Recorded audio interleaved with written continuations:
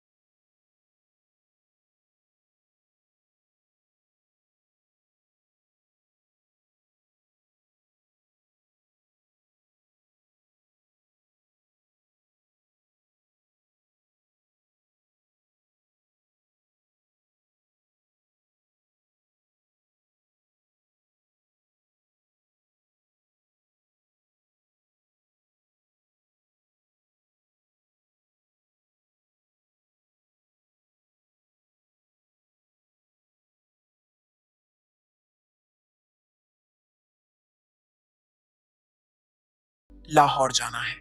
अगर इन्हें ज्यादा दिनों के लिए बाहर जाना होता तो वह मामी को भी साथ ले जाते, मगर इस दफा मैं मामी के घर पर था तो उन्होंने अकेले जाना ही मुनासिब समझा। मैंने मामी का रूटीन और उनकी आदतों का अच्छी तरह से अभ्यास किया था। मैंने देखा कि वह चाय का इस्तेमाल ज्यादा करती है और वह चाय में दूध बहुत डालती है और मुझे डब्बे का दूध पीने की आदत थी। अगले दिन हम दोस्त आपस में मिलकर एक दूसरे के साथ मजाक कर रहे थे और मैं जो कुछ बकवास कर रहा था वह बहुत गंदा था। मेरी बातें सुनकर मामी बहुत हैरान हो गई। फिर उन्होंने मुझे अपना आवाज देकर अपनी मौजूदगी का एहसास दिलाने की कोशिश की। म्यूजिक की वजह से मुझे कुछ सुनाई नहीं दे रहा था। मेरी गंदी बातें काफी देर तक सुनती रही और फिर उठकर अपने कमरे में चली गई। शाम को मैं दोस्तों के साथ बाहर जाने लगा। दो मामी को बताने के लिए उनके कमरे की तरफ गया। मेरे जहन में उस वक्त कुछ खास नहीं था। फिर मैं वापस आकर बेड पर लेट गया। थोड़ी देर बाद मैंने कहा, मुझे चाय पीनी है मामी। मामी ने मुस्कुराकर कहा, क्यों नहीं मेरे बच्चे, बस 2 मिनट में फ्रेश होकर आती हूँ, फिर बना देती हूँ। वह उठकर बाथरूम की तरफ चल गई। मैं गैलरी में आकर बैठ गया और सामने लॉन और फूलों को देखने लगा। एक फूल मुझे पसंद आ गया। मैंने उसे करीब जाकर देखा और फिर उसे तोड़ लिया। मामी मुझे आवाज दे रही थी। मैंने जवाब दिया, मैं बाहर हूँ। तो वह हाथ में ट्रे लेकर बाहर आई जिसमें 2 कप चाय थी। उन्होंने एक कप मुझे पकड़ाया और दूसरा खुद उठकर मेज पर रख दिया। मैंने वह फूल जो हाथ में पड़ा हुआ था मामी की तरफ बढ़ा दिया। मुस्कुराकर फूल मेरे हाथ से ले लिया और कहा, शुक्रिया मेरे बच्चे। मेरे सारे अरमानों पर पानी पड़ गया था। मैंने मामी की तरफ देखा और कहा, मामी बोर नहीं होती आप सारा दिन घर में रह रहकर? मैं तो बोर हो गया हूँ, हम कहीं बाहर घूमने चलते हैं। मामी ने कहा, नहीं समीर, मैं तो तुम्हारे मामा के साथ हर जगह जाती हूँ, लेकिन मैं उनके बगैर कहीं नहीं जाती। मैं खामोश होकर चाय पीने लगा। रात के खाने के बाद मैंने एक मूवी लगाई और बैठकर देखने लगा। मामी भी मेरे पास आकर बैठ गई और मूवी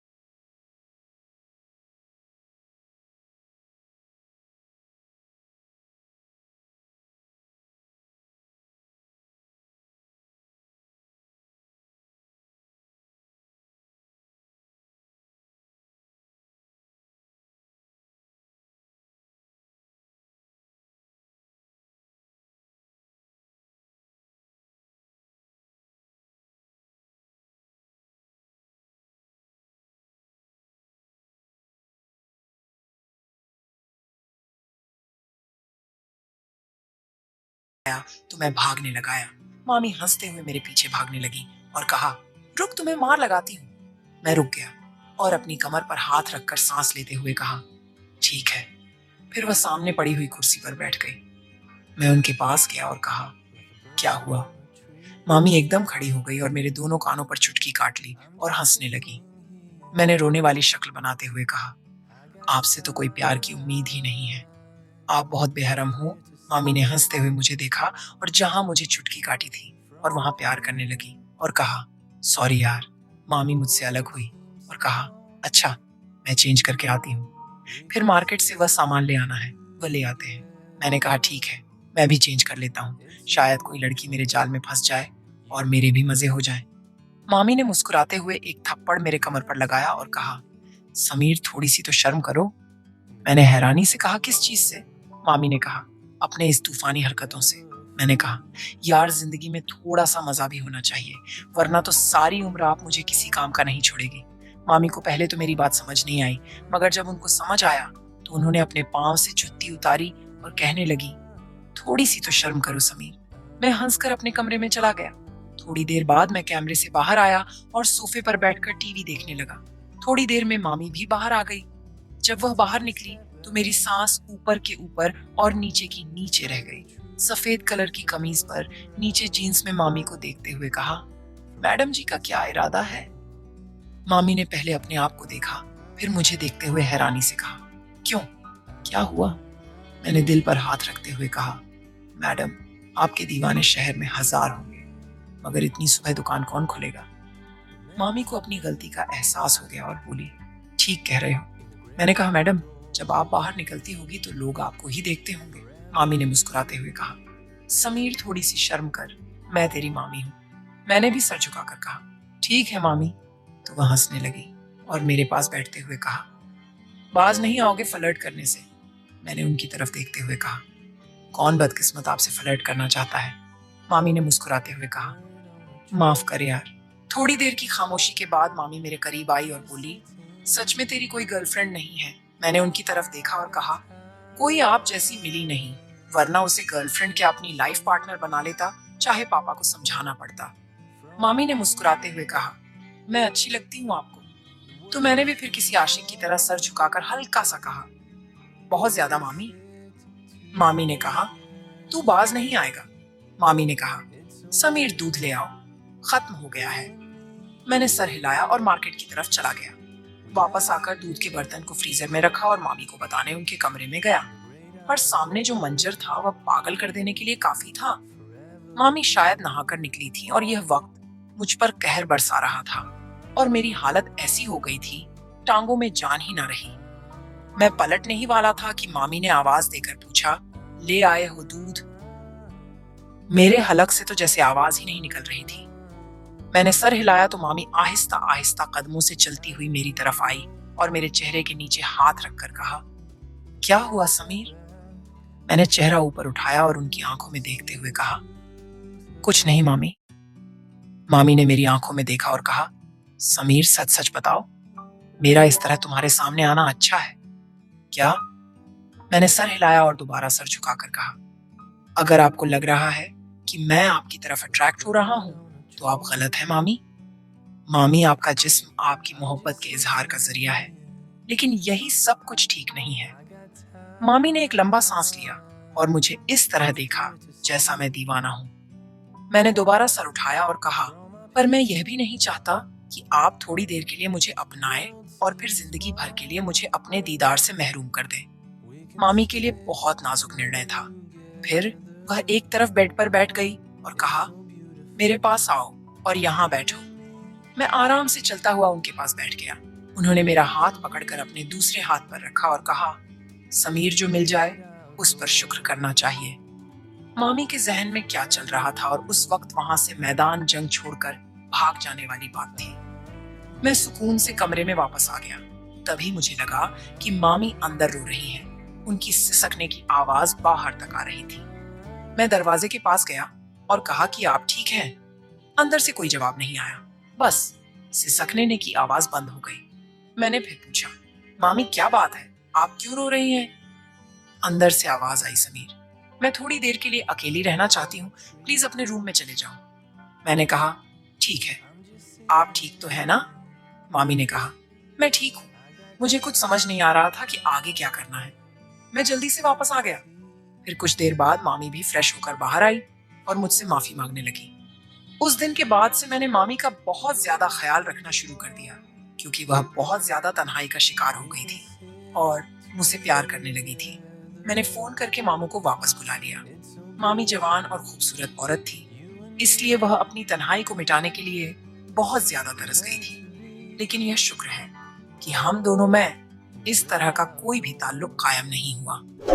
कुछ दिन मैंने मजीद मामी के घर गुजार दिए और फिर मेरे मम्मी पापा घर वापस आ गए और मैं अपने घर वापस चला गया। मेरा सभी लोगों का यही कहना है कि हमेशा घर में किसी के सहारे अपनी बहन या बीवी को अकेले छोड़कर ना जाए, क्योंकि शैतान कभी भी इंसान को बहका सकता है और शैतान के बहकावे में आकर यह गलती इंसान कर बैठता है। लिहाजा ये काम करने से पहले 1000 बार सोचें, क्योंकि आप लोगों के घर टूट सकते हैं। मर्दों को गुजारिश है कि वह अपनी बहन या बीवी को किसी के भरोसे के छोड़ कर ना जाए।